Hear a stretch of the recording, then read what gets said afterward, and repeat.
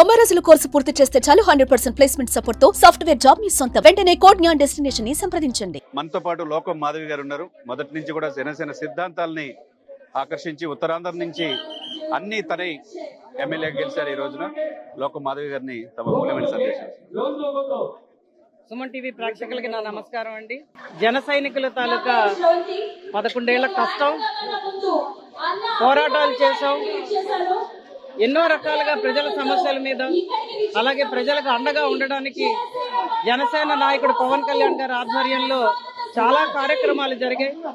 వాటన్నిటినీ అవమానాలని, అవహేళనని అధిగమిస్తూ ఈరోజు ప్రభుత్వ స్థాపనలో ఒక కీలక భూమిక పోషించిన జనసేన పార్టీ ఈరోజు ఫార్మేషన్ డేని అత్యంత అద్భుతంగా పిఠాపురం వేదికగా జరుపుకుంటున్నది. జన సైనికులు, వీర మహిళలు అన్ని నియోజకవర్గాల నుంచి, 2 తెలుగు రాష్ట్రాల నుంచి తరలి వస్తున్నారు. ఇదే కాకుండా ప్రపంచ వ్యాప్తంగా ప్రతి ఒక్క జన సైనికుడు, వీర మహిళ ఈ కార్యక్రమాన్ని తిలకిస్తున్నారు. అలాగే ప్రపంచంలో వివిధ ప్రాంతాల్లో కూడా ఆవిర్భావ దినోత్సవాన్ని జరుపుకుంటున్నారు కూడా.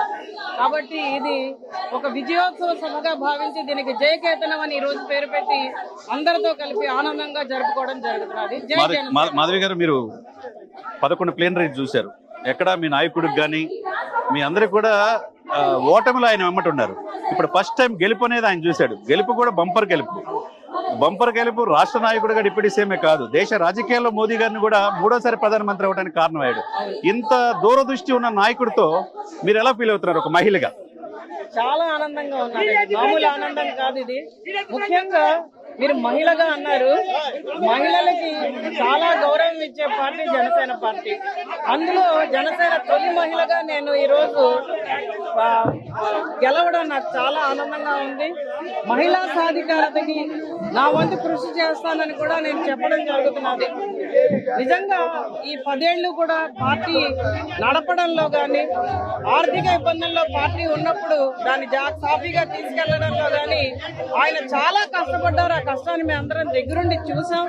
కాబట్టి మాకందరికీ అయితే ఈ 2024 మా కష్టాన్ని అంతటినీ కూడా గుర్తించి ఆ భగవంతుడు మాకు ఇచ్చిన ఆశీర్వాదం అని మేము భావిస్తున్నాం. ఉత్తరాంధ్ర జిల్లాల నుంచి, వెనకబాటు జిల్లాల నుంచి వచ్చారు. శ్రీకాకుళం, విజయనగరం, విశాఖపట్నం అనేది ఎంప్లాయ్మెంట్ కూడా లేదు. ఒకప్పుడు ఉద్దానం అనేది ప్రపంచాన్ని తెలియజేశాడు. ఇప్పుడు ఈ రోజు విశాఖ ఒక్క ప్రైవేట్ కరం కాకుండా కాపాడగలిగారు, రైల్వే జోన్ తీసుకురాగలిగారు. మరి అదే విధంగా విశాఖని ఒక స్మార్ట్ సిటీగా తీసుకురావడానికి, గతంలో అస్తవ్యస్తమైన వ్యవస్థని రూపం అవ్వడానికి మీరు ఎలా మీ ప్లాన్ చేయబోతున్నారంటే? ఖచ్చితంగా భోగాపురంలో ఎయిర్పోర్ట్ రావడం మాకు చాలా పెద్ద బ్లెస్సింగ్ అండి. భోగాపురం ఎయిర్పోర్ట్ తో పాటు చుట్టుపక్కల పరిశ్రమలు, ఉత్తరాంధ్రలోనే గ్రోత్ పొటెన్షియల్ చాలా ఎక్కువగా ఉన్నది. విశాఖపట్నం నుంచి భోగాపురం దాకా ఖచ్చితంగా ఐటీ కారిడార్ నిర్మించుకుంటాం. అలాగే బీచ్ కారిడార్ నిర్మించుకొని వివిధ టూరిజం ప్రాజెక్టులు అక్కడ వచ్చేటట్టుగా మేము నాంది పలుకుతున్నాం. దానివల్ల చాలా ఎంప్లాయ్మెంట్ వస్తుంది ఆ చుట్టుపక్కల.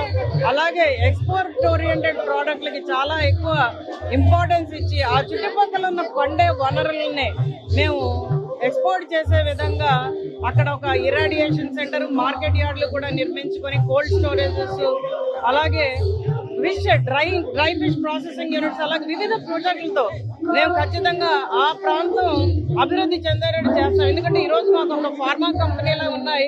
దానివల్ల కాలుష్యం ఒకటే ఉంటున్నది తప్పించి ఎంప్లాయ్మెంట్ అంత ఎక్కువగా రావట్లేదు. దాని మీద కూడా మేము ప్రత్యేక ప్రణాళికలతో ముందుకెళ్తున్నాం. లోకల్స్ కే ఉద్యోగాలు ఇవ్వాలని చెప్పి అక్కడ చదువుకున్న విద్యార్థులకి ఎక్కువ పెద్దపీట వేయాలని. ఒకప్పుడు విద్యానగరంగా ఉన్న విజయనగరాన్ని మళ్ళీ విద్యల నగరంగా తీర్చిదిద్ది ఖచ్చితంగా అక్కడ అన్ఎంప్లాయ్మెంట్ కూడా రూపుమాపి వలసలు వెళ్ళిపోయిన అందరినీ కూడా వెనక్కి తీసుకొచ్చేటట్టుగా వివిధ ప్రణాళికలు ఈ రోజు సిద్ధం చేసుకున్నామని నేను గర్వంగా చెప్పగలను.